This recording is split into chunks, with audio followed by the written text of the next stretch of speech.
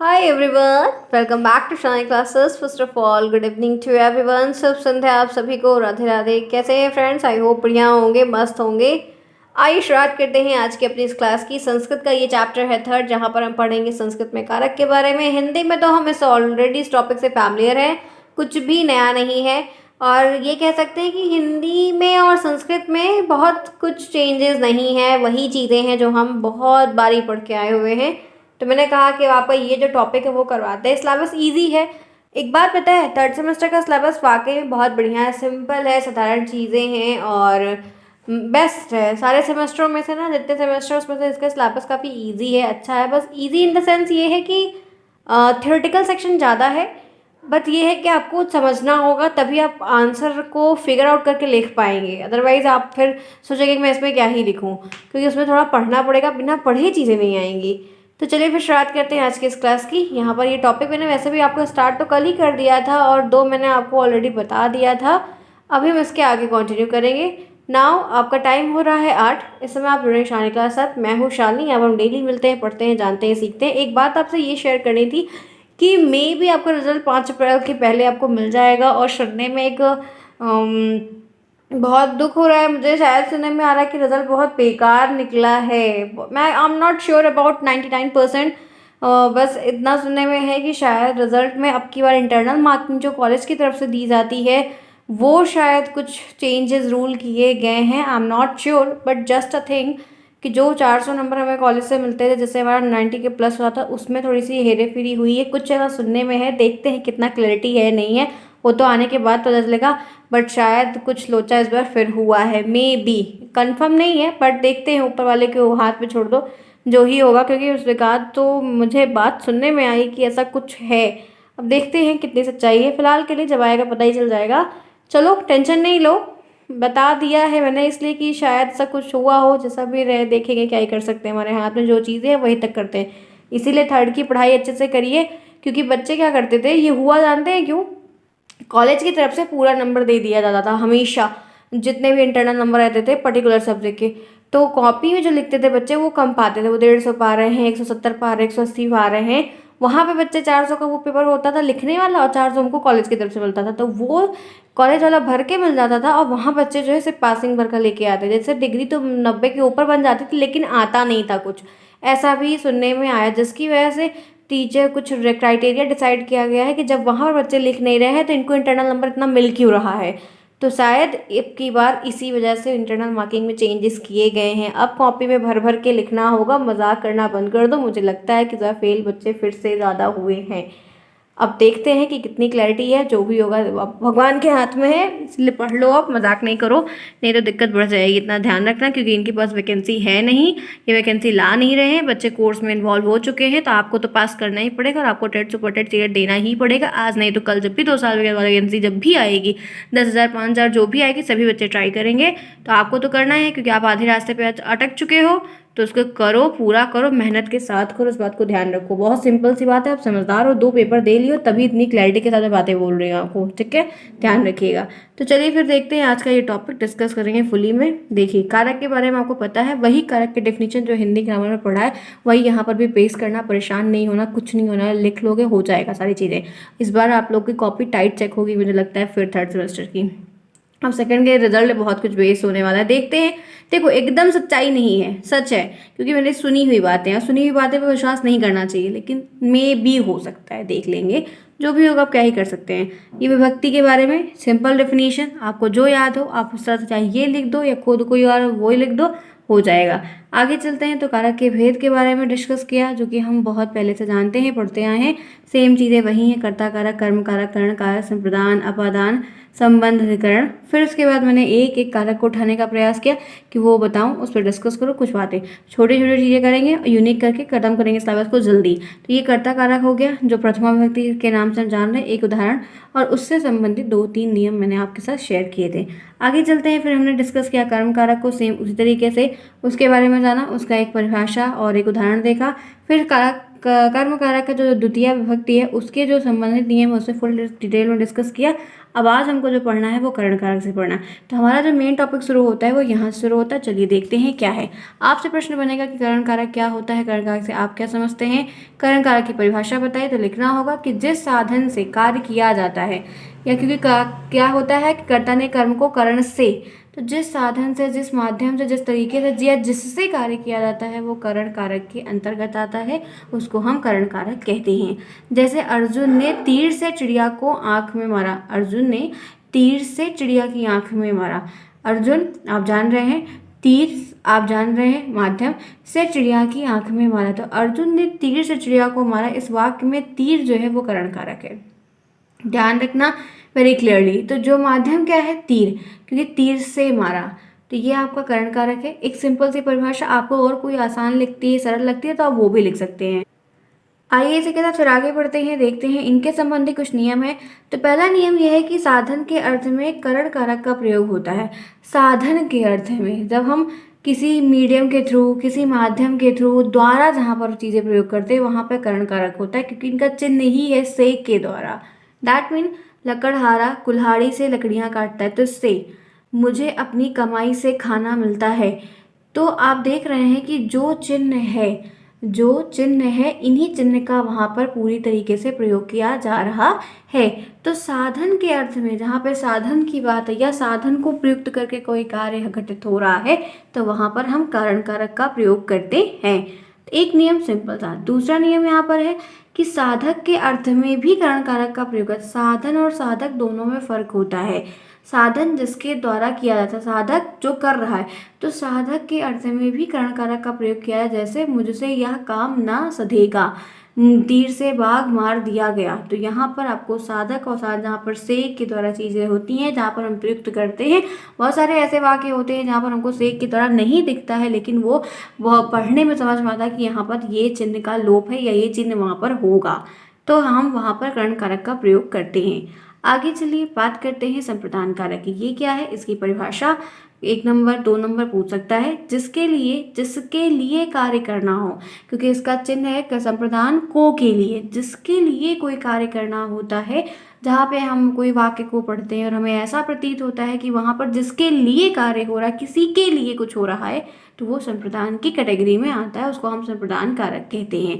जैसे वह सब्जी के लिए बाजार गया, सब्जी के लिए बाजार गया, कि बाजार जाने का मतलब सिर्फ सब्जी ही दिमाग में नहीं आता है, बाजार में बहुत कुछ मिलता है, क्योंकि बाजार की इंग्लिश मार्केट होती है और मार्केट में लॉट्स ऑफ वैरायटीज़ की थिंग्स वहाँ पे अवेलेबल होती है। लेकिन जब तक वहाँ पे सब्जी को क्लियरली मेंशन नहीं किया जाएगा, तब तक ये नहीं समझ में आएगा कि बंदा सब्जी लेने के लिए मार्केट गया। तो इस वाक्य में सब्जी जो है वो संप्रदान कारक है, कि जिसके लिए गया, जिस पर्टिकुलर चीज के लिए गया, वो वहाँ पर संप्रदान कारक कहलाती है। क्लियर। आगे चलते हैं इसी के साथ संप्रदान का बेसिक डेफिनेशन, छोटी डेफिनेशन, पॉइंट टू पॉइंट चीज़ें लेंगे। यही मेरा इस बार का टारगेट है कि सब सिर्फ चुनिंदा चीज़ें जो ऊपर की हैं, जो आ रही हैं, जो पहली बार पूछी गई हैं, वो हम करते हुए कवर करेंगे कोर्स। और क्वेश्चन इस बार मैं ज़्यादा करवाऊंगी। थ्योरेटिकल चीज़ें आपको खुद से भी बहुत सारी चीज़ें पढ़नी होंगी, सीरीज आपके पास होगी, ऑलरेडी ले लिए होंगे, तो वो भी आप पढ़ रहे हैं, समझ रहे हैं। और आपको सारे सब्जेक्ट की नोट्स चाहिए कि हाँ प्रॉपर चीज़ें जैसा भी हैं अरेंजेबल मिले, तो टेलीग्राम पे जाइए, कांटेक्ट करिए राज सर से, लीजिए, पढ़िए, आपको जैसा सुटेबल लगे आप ऐसा कर सकते हैं। आगे चलते हैं, इसी के साथ बात कर लेते हैं संप्रदान कारक के कुछ नियम। पहला नियम यहाँ पर है कि किसी वस्तु को दिए जाने के अर्थ में को के लिए अथवा के वास्ते का जब प्रयोग होता है, तो वहाँ पर हम संबंध कारक का, संप्रदान कारक का प्रयोग करते आ रहे हैं।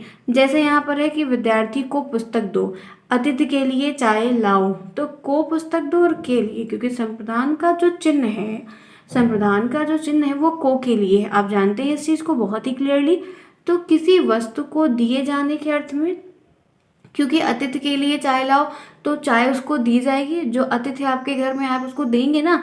ठीक है, विद्यार्थी को पुस्तक दो, आप सामने वाले को कोई चीज़ दे रहे हैं ना, तो को के लिए अथवा वास्ते का जहाँ पर प्रयोग होता है, वहाँ पर हम संप्रदान कारक का प्रयोग करते हैं। और इनको हम पहचानते हैं कैसे, जब हम ऐसे वाक्य को पढ़ते हैं तो हमें उनके वाक्य से ही, पढ़ने से हमें पता चलता है कि यहाँ पर किस कारक का प्रयोग किया गया है। क्लियर। आगे चलते हैं, दूसरा देखते हैं। अवधि का निर्देश देने के लिए, अवधि का निर्देश करने के लिए भी संप्रदान का प्रयोग किया जाता है। जब हमको अवधि बतानी होती है, टाइम ड्यूरेशन को मेंशन करना रहता है, या कहीं पर प्रयोग करना रहता है, या कहीं पर प्रयोग हुआ है, तो उन केसेस में भी हम संप्रदान कारक का प्रयोग करते हैं। जैसे मैं 2 माह के लिए सिंगापुर जाऊंगी, मैं 2 महीने के लिए सिंगापुर जाऊंगी, तो यहाँ पर आपको जो अवधि है 2 मंथ की ड्यूरेशंस की, वो यहाँ पर बताई जा रही है, और इसको बताने के लिए आपको संप्रदान कारक का प्रयोग किया जा रहा है। तो ये नियम है, ध्यान रखिएगा कि हो सकता है कि करण कारक के 2 प्रयोग बताइए, करण कारक का हम प्रयोग कहाँ करते हैं, करण कारक का प्रयोग किस तरह के वाक्य में किया जाता है, तो ये शायद आपको लिखने को आएगा, क्योंकि इसके कुछ पॉइंट्स जो हैं वो दिए गए हैं। आगे चलते हैं। तो जैसे दूसरा एग्जाम्पल है कि मुझे 3 दिन के लिए तुम्हारी कार चाहिए, तो 3 दिन की जो ड्यूरेशन बताई है, यहाँ पर देखिए के लिए का प्रयोग किया गया है, जो कि संप्रदान का चिन्ह है। आगे चलते हैं। इसी के साथ क्लियर है यहाँ तक सारे पॉइंट, कोई प्रॉब्लम है? बेसिक चीज़ें हैं, अगर आप समझने का प्रयास करेंगे तो चीज़ों को हम, देखो फ्रेंड्स एक बात बहुत सिंपल है, सिंपल बातें बोलें, क्योंकि हम पढ़ते बहुत कुछ है, आता उसमें से बहुत चुनिंदा चीज़ें छाँट करिए, क्योंकि इतना बड़ा सिलेबस है। एसएसटी का सिलेबस इस बार भी बहुत लेंथी और बहुत बड़ा दिया गया। तो क्या आपने 2 बार एग्जाम दिया, आपने एक एनालिसिस किया होगा कि हम लॉट्स ऑफ टॉपिक में परेशान रहते हैं, लेकिन कभी कभी ऐसा होता है कि वो टॉपिक पूछता ही नहीं है। तो चीज़ों को देखते चलो, फाइंड आउट करते चलो, समझ में आ जाएगा कि हाँ ये भी पॉइंट था, हम उस पॉइंट तक पहुँचते हैं। आए ना एग्जाम में, वो एक अलग पॉइंट ऑफ व्यू होता है। क्लियर? कोई प्रॉब्लम? कुछ नहीं होगा, परेशान नहीं हो, बस चीज़ों को देखते चलो। बता रहे कि हाँ ये भी फला फला टॉपिक था, फला फला टॉपिक पे हमने 1-2 बार निगाह दौड़ाई हुई थी, क्योंकि एग्जाम आपका जल्दी ही होगा था, क्योंकि रिजल्ट आने के बाद काफ़ी आपकी जो प्रक्रिया है वो बढ़ेगी जल्दी। ध्यान रखिएगा इस चीज़ को। आगे चलिए। क्लियर यहाँ तक? कोई प्रॉब्लम होती है तो आप टेलीग्राम पर पूछिए, राज सर से इन्फॉर्म कंसर्न कर सकते हैं, वो मुझे बता देंगे, या तो आप कमेंट बॉक्स में पूछ सकते हैं, मेल कर सकते हैं, जैसे आपको सही लगे। फ्रेंड्स यहाँ तक चीज़ें क्लियर है। आगे देखिए, एक नियम यहाँ पे तीसरा है, लास्ट है, कि चाहिए शब्द के लिए भी संप्रदान का प्रयोग होता है। जहाँ पर कोई चीज़ चाहनी है, मुझे चाहिए, मुझे लेना है, तो वहाँ पर भी, ठीक है, तो चाहिए के स्थान पर भी हम संप्रदान का प्रयोग करते आ रहे हैं और हमेशा करते हैं। आगे बढ़ते हैं, नेक्स्ट बात करते हैं अपादान कारक की, जिसका बोध होता है कोई चीज़ कहीं से अलग हो रही, बिछड़ रही है, मतलब एक प्रकार से अलगाव का भावना है। जैसे वाक्यों को पढ़ते हैं और हमें ये पता चलता है कि यहाँ पर अलगाव की बात हो रही है, वो अपादान कारक में आता है, जिससे अलगाव की भावना प्रतीत होती है। वैसे वाक्यों को पढ़ते हैं तो वहाँ पर ये भाव प्रकट होता है। अगर इसके मैं उदाहरण की आपसे बात करूँ अपादान कारक में, तो पेड़ से, पौधे से फूल गिरा, पतझड़ आता है तो पत्तियां गिरती हैं, फूल गिरते हैं, फल गिरते हैं। तो यहाँ पर क्या हुआ कि अपने मेन पूर्ण भाग से कोई एक अंश जो है वो अलग हुआ। तो अलगाव की जहाँ पर बात होती है वहाँ पर अपादान कारक प्रतीत होता है, और वो अपादान कारक कहलाता है। आइए फिर चलते हैं, आगे बढ़ते हैं, इसी के साथ देखते हैं। अब इसे कुछ नियम इनके भी हैं। पहला नियम ये है कि अलग होने के अतिरिक्त डरने के अर्थ में भी कभी कभी अपादान का ही प्रयोग आपको देखा गया है, वाक्य में प्रयोग किया गया। जहाँ पर अलग होने की बात तो आपकी परिभाषा में ही बताई गई है कि जहाँ पर अलग होने का भाव है, लेकिन कभी कभी जहाँ पर डराने के रहता है वहाँ पर भी हम इस कारक का प्रयोग करते हैं। यहाँ तक क्लियर है? जैसे यहाँ पर देखिए उदाहरण की, अगर डर के उदाहरण की बात करते हैं तो कृष्णो शेर से डरता है, ठीक है, जैसे जानवरों से डरते हैं, बहुत सारी चीज़ें हैं। तो डर, डर का, या चोर से, चोर, पुलिस से चोर डर रही है, ठीक है, पुलिस से चोर डरता है। तो ऐसे बहुत जगह पर डर के जहाँ पर भाव की बात होती है तो वहाँ पर भी हम इनका प्रयोग करते हैं। जैसे बच्चे टीचर से डरते हैं। नेक्स्ट देखिए, तो रक्षा करने के अर्थ में भी अपादान का प्रयोग होता है। जहाँ पर रक्षा के भाव हैं, कुछ ऐसे वाक्य हैं जहाँ पर रक्षा के भाव की बात होती है तो वहाँ पर भी होता है कि आपने मुझे हानि से बचाया, आपने मुझे गिरने से बचाया, आपने मेरी मदद की, मुसीबत में मेरी मदद की, ऐसी चीज़ें। फिर यहाँ पर है तीसरा है तुलना करने के भाव, जहाँ पर हम 2 चीज़ों में कंपैरिजन करते हैं, 2 चीज़ों में तुलना का भाव प्रतीत होता है, तो वहाँ पर भी हम जो है अपादान कारक का प्रयोग करते हैं। क्लियर? आगे बढ़िए, बात करते हैं संबंध कारक की। अब ये क्या होता है? तो संबंध कारक के नाम से प्रतीत हो रहा है कि जहाँ पर कुछ संबंध मेल जोल की बात है, जिससे कर्ता संबंधित हो। जो कर्ता आपके वाक्य में है वो जिससे संबंधित है, जिसका उसके साथ संबंध वहाँ पर व्यक्त किया जाए, वो संबंध कारक कहलाता है। मोहन का पुत्र आया, तो मोहन का पुत्र आया तो मोहन के संबंध में है, ठीक है। मोहन का पुत्र आया मतलब मोहन पिता है, पुत्र उसका जो भी रहा होगा, तो मोहन का पुत्र आया। ध्यान रखना है कि यहाँ पर मोहन जो है वो पिता है, तो मोहन के साथ उसका संबंध यहाँ पर प्रतीत हो रहा है। इस वाक्य को पढ़ने के बाद हमको ये भाव प्रकट हो रहा है। तो जहाँ पर संबंध की चीज़ें होती हैं वो भी कर्ता से संबंधित होती है, वहाँ पर संबंध कारक प्रयुक्त होता है। अगर हम नियम की बात करते हैं तो पहला नियम है कि एक संज्ञा या सर्वनाम का दूसरी संज्ञा या सर्वनाम से संबंध हम जो प्रदर्शित करते हैं या जहाँ दर्शाते हैं या प्रकट करते हैं, प्रयोग करते हैं, वहाँ पर संबंध कारक का प्रयोग होता है। जैसे सुनीता रमा की बहन है, सुनीता, ठीक है, रमा की बहन है। तो मतलब कोई दूसरा बात कर रहा है या बोल रहा है कि ये उसकी बहन है, तो एक संज्ञा एक सर्वनाम का दूसरी संज्ञा के साथ एक तालमेल बताया जाता है कि सुनीता जो है वो रमा की बहन है। तो मतलब आप रमा को भी जान रहे हो, आप सुनीता को भी जान रहे हो। तो यहाँ पर क्या होता है, एक संबंध कारक का प्रयोग किया जाता है। बात जैसे दूसरा एग्जाम्पल है कि राम सुग्रीव के मित्र, राम सुग्रीव के मित्र हैं। तो यहाँ पर दो लोगों की अलग अलग बात हुई, तो दोनों में एक संबंध बताया जा रहा है। फिर बात करते हैं, दूसरा पॉइंट है कि स्वामित्व या अधिकार प्रकट करने के लिए भी संबंध कारक का प्रयोग करते हैं। जहाँ पर कोई स्वामित्व की बात है, ओनरशिप की बात है, ठीक है, या बड़े की बात है, आज्ञा देने की भी बात है, तो कहीं कहीं वहाँ पर भी हम इनका प्रयोग करते हैं। जैसे आप जिसकी आज्ञा से, आप किसकी आज्ञा से आए हैं, ठीक है, अधिकार स्वरूप होता है। आप यहाँ क्यों आए हैं, कैसे आए हैं, तो वो एक दूसरा, लेकिन आप किसकी आज्ञा से आए हैं या किसके सानिध्य में काम कर रहे हैं, ऐसी चीज़ों पर जब हमें पता चलता है कि हाँ आपके ऊपर कोई है या प्रकट है, स्वामित्व है, अधिकार है किसी का, तो वो भाव जहाँ पर रहता है तो वहाँ पर भी हम इनका बहुत ही समानता प्रयोग करते हैं। तीसरा पॉइंट यहाँ पर है कि परिमाण प्रकट करने के लिए भी, मोल भाव प्रकट करने के लिए, निर्माण का साधन प्रदर्शित करने के लिए हम इनका प्रयोग करते हैं।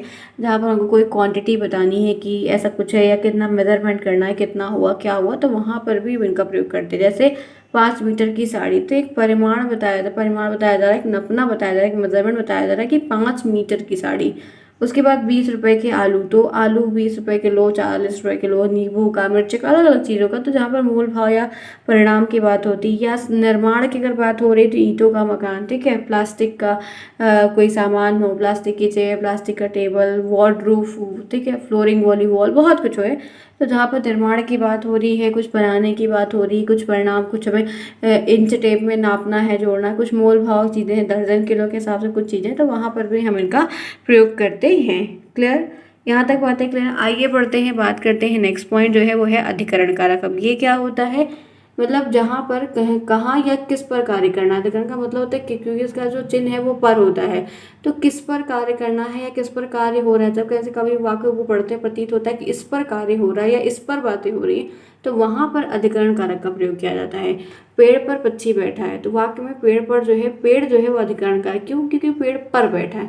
तो जिस पर बैठा है, किस पर है, क्या है, जहाँ पर इससे संबंधित बातें होती हैं, ऐसा भाव प्रकट होता है, तो वहाँ पर हम सामान्यतः अधिकरण कारक का ही प्रयोग करते हैं। क्योंकि छत पर पक्षी बैठा है, टेबल पर किताब रखी है, ठीक है, टेबल पर पानी रखा है, वहाँ बेड पर कुछ और रखा है, तो कहीं पर जब उसके स्थान पर कोई चीज़ है तो उस पर कार्य हो रहा है, तो उसकी बातें अधिकरण कारक के अंतर्गत आती हैं। बात कर लो अगर नियम की, तो पहला नियम है कि जैसे स्थान हो गया, ठीक है, कोई संस्थान हो गया, कोई समय हो गया, भीतर सीमा का बोध हो रहा है, अंदर बाहर, तो वहाँ पर हम जो है, क्योंकि हम स्थान विशेष पर ही अधिकरण कारक में बात करते हैं, क्योंकि कहते हैं कि टेबल पर, तो टेबल एक स्थान हो गया, उस पर, तो वो चीज़ें स्थान या समय के अंतर्गत। जैसे दूसरा क्या है, पुस्तक मेज पर रखी है, तो पर अधिकरण का है। ठीक समय पर आ जाना, तो पर, समय भी हो रहा है, स्थान भी बताया जा रहा है, चीज़ें भी बताई जा रही हैं, तो अधिकरण कारक है।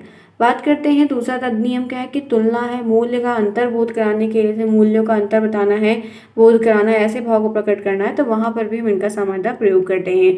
आप जैसे देखोगे तो कमल सभी फूलों में सुंदरता में, जितने भी फूल यहाँ पर अभी तक हैं, आपको पता है कि कमल वैसे भी राष्ट्रीय फूल है हमारा, और ये सभी फूलों में काफ़ी अति सुंदर है। तो यहाँ पर भी हमको तुलना की बात हो रही है, तो हम इनका समानता प्रयोग कर रहे हैं। बात अगर कर लेते हैं कि वह घर 40 लाख में बिका, तो ये क्या है कि कोई और घर होगा शायद वो 30 लाख में बिका होगा, तो कंपैरिजन भी तो कर रहे हैं, तुलना भी कर रहे हैं, भाव भाव भी बता रहे हैं, तो यहाँ पर अधिकरण कारक का प्रयोग कर रहे हैं। तीसरा पॉइंट यहाँ पर क्या है, निर्धारण एवं नियमित प्रकट करने के लिए अधिकरण कारक का भी प्रयोग करते हैं, ठीक है। छोटी सी बात पर गुस्सा मत करो, जैसे कोई चीज़ निर्धारित है, पहले से फिक्स्ड है, या कहा जाता है सामान्यतः, तो हम वहाँ पर भी इनका प्रयोग करते, कहते हैं ना कि छोटी जरा सी बात पर गुस्सा नहीं हुआ करते।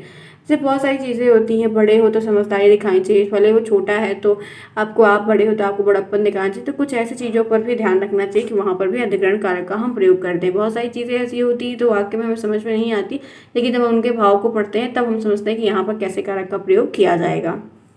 चलिए नेक्स्ट पॉइंट जो है वो है भेद में संबोधन कारक। ये क्या है, वह शब्द जिसके द्वारा किसी को पुकारा जा रहा है। जहाँ पर ये हो रहा है कि कोई बुला रहा है, कोई हमें पुकार रहा है, संबोधन कर रहा है, वहाँ पर संबोधन कारक का होता है, या आपको संबोधित किया जा रहा है हे भगवान। तो यह कैसा हो गया, यह कैसे हो गया। इस वाक्य में हे भगवान संबोधन कारक है, क्योंकि यह संबोधन, क्योंकि हम कहते हैं हे भगवान, अरे बाप रे ये क्या हो गया।